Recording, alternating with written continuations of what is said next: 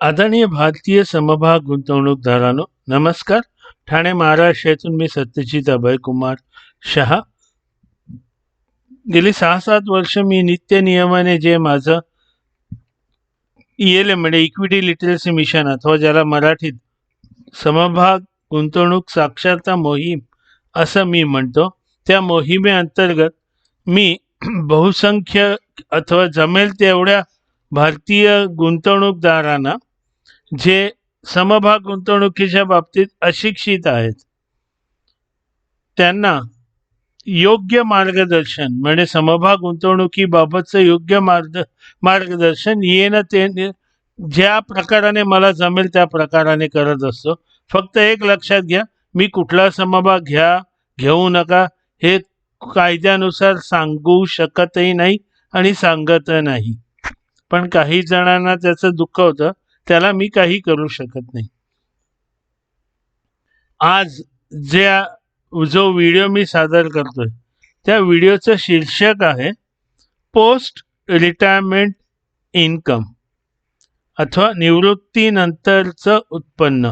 आता सध्या काय झालंय, मी अनेक जण बघतोय म्हणजे बँकेतून निवृत्त झालेत अथवा अनेक आस्थापनांमधून निवृत्त झाले, वयवर्ष 58 अथवा 60.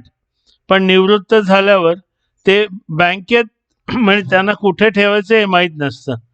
बँक म्हणजे 6.5%, 7.5%, 60%, जास्तीत जास्त 8%, कुठल्या तरी नागरिक सहकारी कोऑपरेटिव्ह बँकेत म्हणजे या अशा जिथे जास्त हे मिळतं परतावा अथवा तुम्हाला व्याज मिळतं त्या बँका कधी बंद होतील मग हे कधीच कोणी सांगू शकत नाही. कारण आता रुपी बँकेसारख्या बँकेचं जे काय हाल चाललेत हे सगळे आपण पाहत आहात.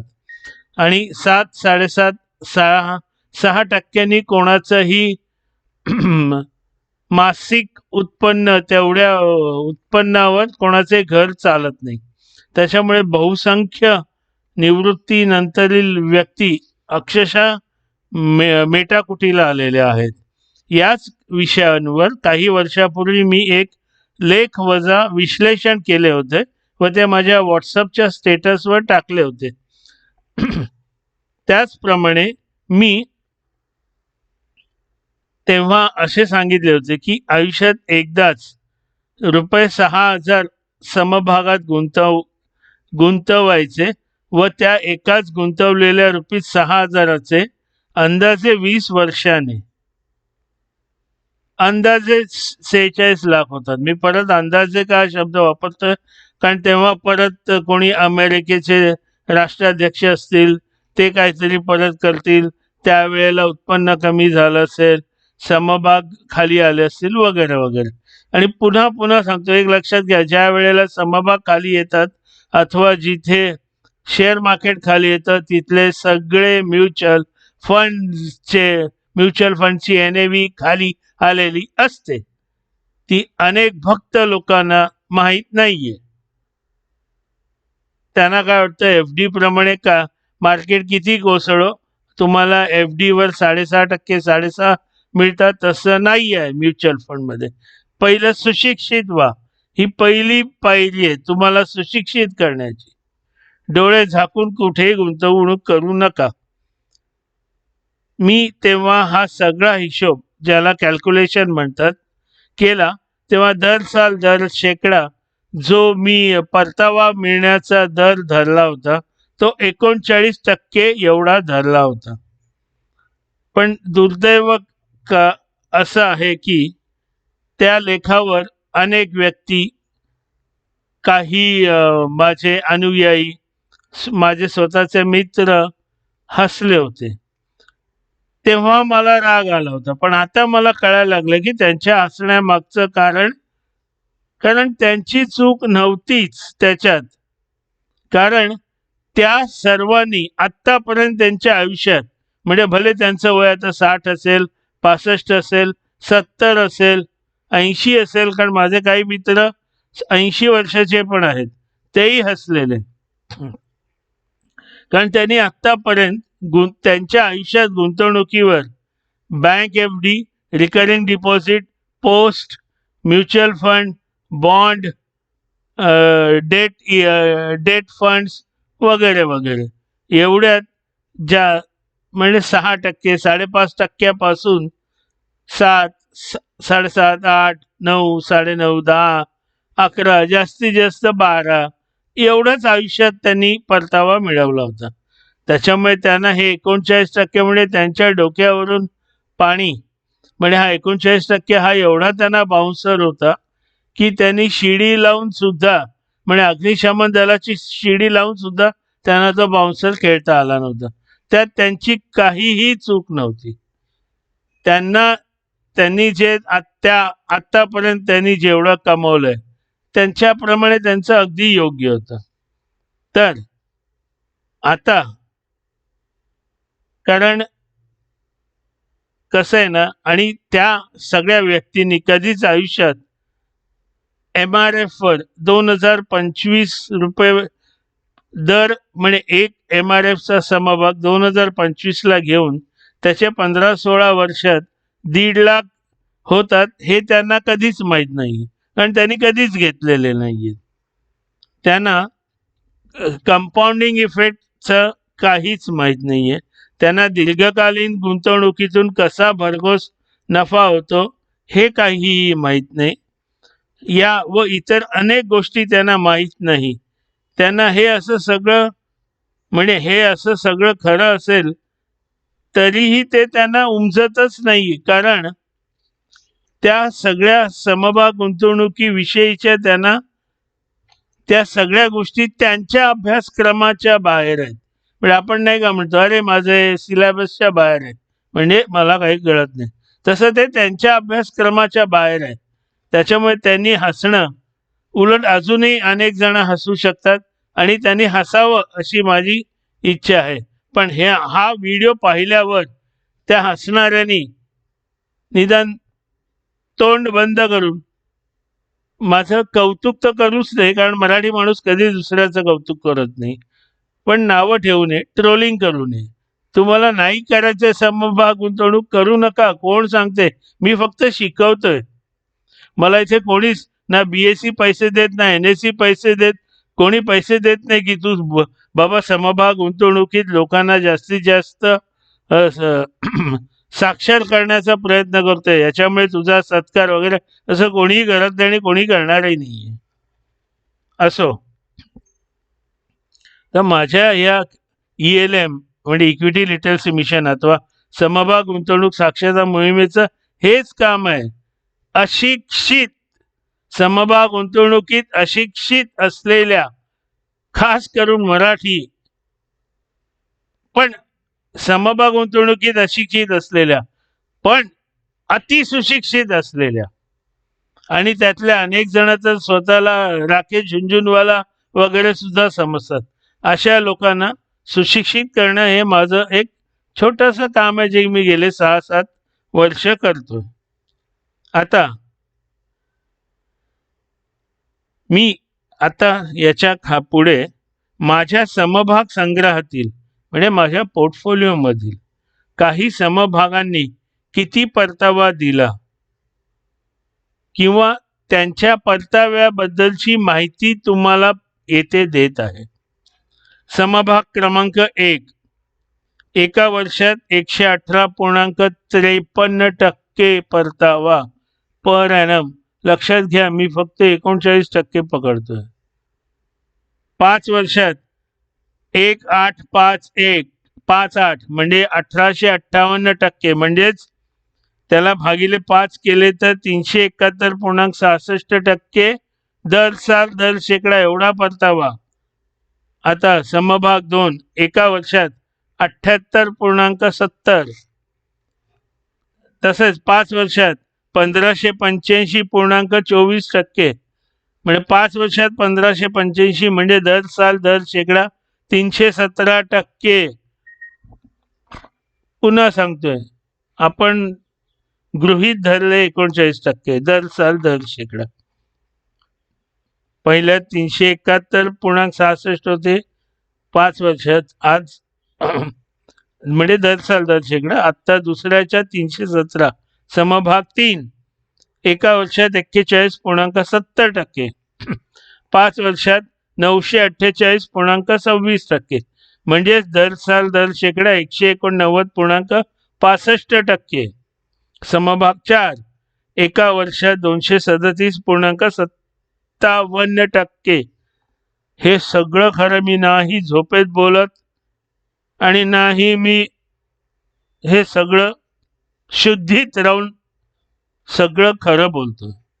5 वर्षात 1413.42%, म्हणजेच 282.68% दर साल दर शेकडा. आता समभाग 5, अरे एका वर्षातलं लिहायचं राहिलं, ठीक आहे, राहू दे, ते विसरलो. 3 वर्षात 465.12, म्हणजेच दर साल दर शेकडा 155.04, आणि आपण 39, म्हणजे आपण 39च्या खूप वर आहोत.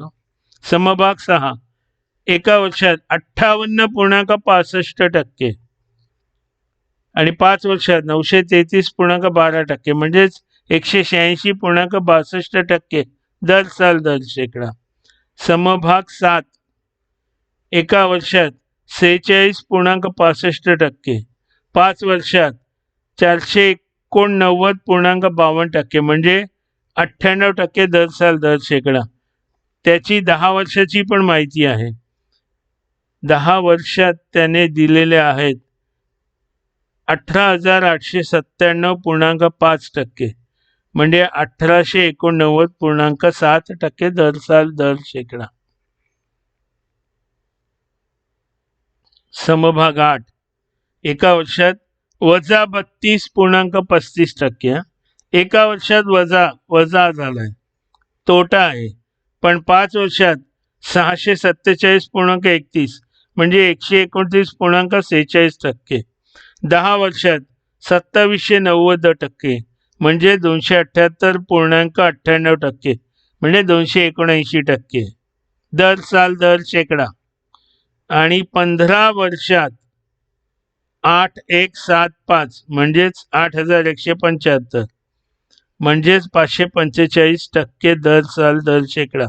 आता समभाग 9 एका वर्षात 92.52%, 5 वर्षात 1946%, म्हणजे 389%. समभाग 7 एका वर्षात 46 झाले की ते सांगितले. आधीचा समभाग 7 नका पकडू, हे समभाग 7चं एका वर्षात 46.65%, 5 वर्षात 490%, म्हणजे 98% दर साल दर शेकडा. 10 वर्षात 2016, म्हणजे 10 वर्षात 1264%, म्हणजे 126% दर साल दर शेकडा. 15 वर्षात 7264%, म्हणजे 484%, आणि त्याच्यानंतर 20 वर्षात 6124%, म्हणजेच दर साल दर शेकडा 306%. हो, कळते का? 20 वर्षात सुद्धा तुम्हाला सरासरी 306% मिळालेला आहे, आणि आपण पकडतोय दर साल दर शेकडा 39%.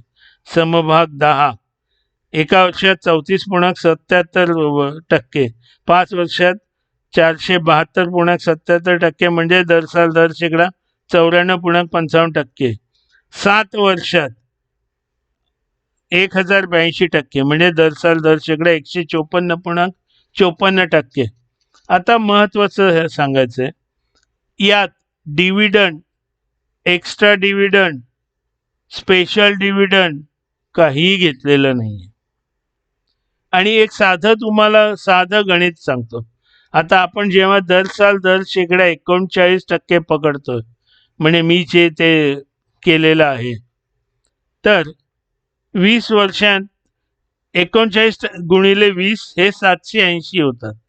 पण आता इथे समभाग 7 मधले 20% मी 20 वर्षानंतर 6124% होतात, जे खरं तर 780च पाहिजेत. त्याच्यानंतर समभाग 10 मध्ये, 10 नाही,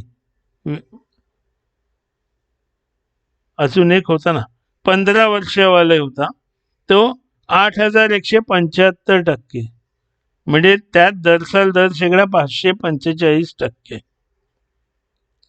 आणि एक लक्षात घ्या, हा एवढा परतावा मिळतो कारण स्प्लिट, बोनस, राईट्स, डिमर्जर हे झाल्याने भरपूर फायदा होतो. आता अनेक जण स्वतःला जे वॉरेन बफे अथवा समजतात, नहीं स्प्लिट देने के बाद तो रेट नीचे आता है, नाही मग ते बोनस दिल्यावर खाली येतं. मी कितीतरी उदाहरणं माझ्या ELM मध्ये दिले. आत्ता सुद्धा 1-1.5 महिन्यापूर्वी दिलेलं की केवढा मला परतावा दिलाय स्प्लिट झाल्यामुळे. लोक कुठल्या चष्म्यातून अभ्यास करतच नाहीत, हे तर मला खूप कळून चुकलंय. आणि महत्वाचं म्हणजे मी समभाग निवडताना फंडामेंटल अनालिसिस करतो आणि माझी समभाग निवडायची पद्धत अगदी वेगळी, जी दुसऱ्या लोकांसारखी नाहीये. म्हणजे ह्याने सांगितलं, त्याने सांगितलं, आमच्या खालच्या पहारेकरांनी सांगितलं, रिक्षावाला सांगत होता, तो चहावाला सांगत होता. स्वतः अभ्यास, स्वतः. आणि एखादं माणूस जेव्हा ही सगळी माहिती सांगतोय ना, अभ्यास केल्याशिवाय कधीच नाही सांगत आहे. आणि आता काही जण म्हणतात, आता जसं मी एका समभागात वजा दाखवले ना, आहेत वजा 32.35%, कारण ते शासनाबरोबर त्यांचं त्यांना विकतात त्यांचे काय ते जे बनवतात ते सामान, तर त्याच्यात त्यांना काही अडचणी आलेल्या आहेत, त्याच्यामुळे एका वर्षात परतावा कमी मिळालाय. पण त्यांनी समभागात त्यांनी बोनस दिलाय, त्यांनी भरपूर परतावा दिलाय, आत्ता समभाग खाली आले आहेत, त्याने काही फरक पडत नाहीये. आता गरज असेल, समजा एखादा समभाग मी निवडला, आता मी इथे 10 निवडलेत आणि अजून 5 निवडू शकतो, पण काय एवढी वेळ नाही आणि गरजही नाहीये. आणि समजा एखादा खराब निघाला समभाग, reshuffling, loss booking, profit booking, जे काय सगळी जी माझी हत्यार आहेत ती सगळी मी वापरणार.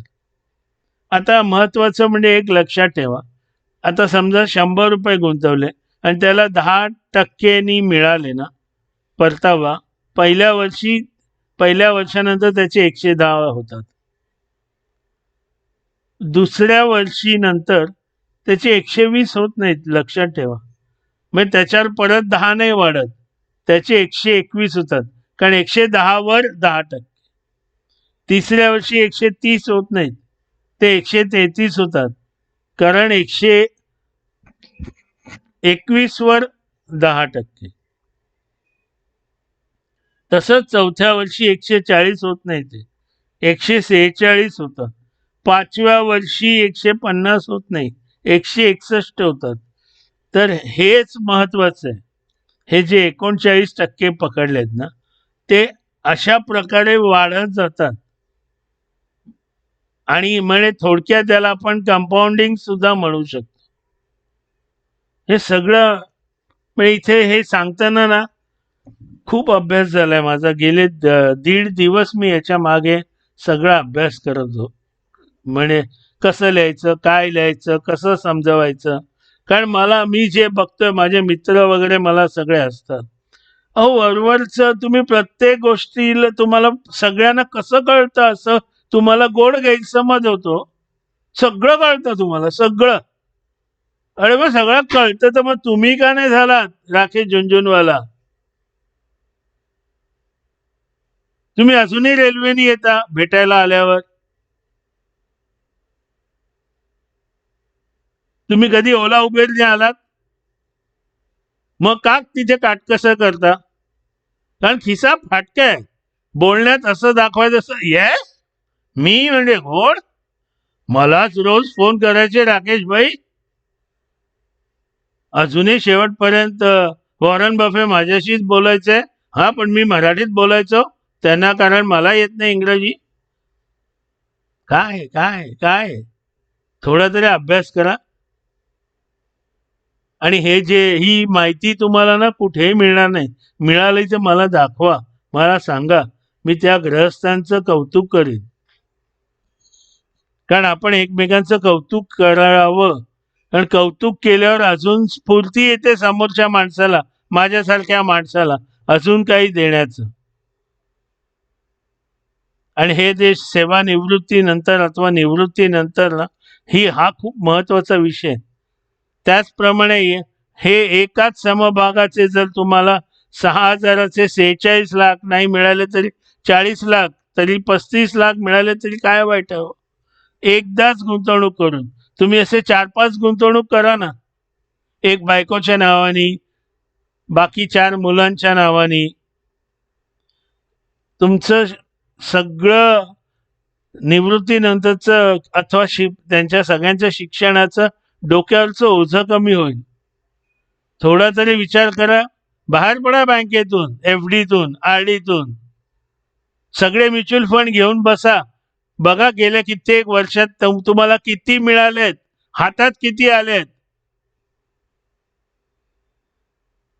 एका व्यक्तीला 40 लाख 9 वर्षात गुंतवणूक करून त्या 9 वर्षानंतर हातात 60 लाख आल्यावर खूप नाचत होते ती व्यक्ती. त्यांना करून दाखवलं. त्यांना दर शेकडा 5.5% फक्त मिळाले. समजून घ्या, हातात किती येतात हे महत्वाचं. नाही, मी 20 वर्षापूर्वी एका जागेत गुंतवलेलं माझ्या मित्राने सांगितलं होतं म्हणून. कुठे जागा नाहीये, जागा अजून झालीच नाहीये. मग त्या जागेवरून किती तुम्हाला आता परतावा मिळाला? 0. मी माझ्या भावाला 50 लाख दिलेले, काय झाले? नाही देत आहे तुम्हाला. काय ही गुंतवणूक करण्याची ही पद्धत आहे? योग्य ठिकाणी करा. तुमची सगळी जुनी गुंतवणूक घेऊन बसा, एक दिवस सुट्टी घ्या, विचार करा तुम्हाला किती मिळालेत. मी आत्ताच 10 उदाहरणं दाखवून दिली, किती दिलेत. सहज शक्य आहे. करा, सगळं करा. तुम्हाला पैसा हवा असेल तुम्ही करा. हा सगळा योग्य मार्गाने आहे. मी कुठेही तुम्हाला काहीही सांगत नाही, याच्यात टाका, त्याच्यात टाका, हे करा, ऑप्शन घ्या, फ्युचर घ्या, day trading, night trading, midnight trading, afternoon trading, असलं कधी काही सांगितलेलं नाहीये आणि सांगणारही नाहीये. आणि मी चुकीचं कधी सांगणं मला नाही जमणार. तेव्हा कृपया आपल्याला हे आजचं आवडलं असेल तर लोकांपर्यंत नेण्यासाठी लाईक करा, सबस्क्राईब करा, कॉमेंट करा. लोकांनाही सांगा सबस्क्राईब करायला. आणि असेच विषय पुन्हा घेऊन येईन. जय हो.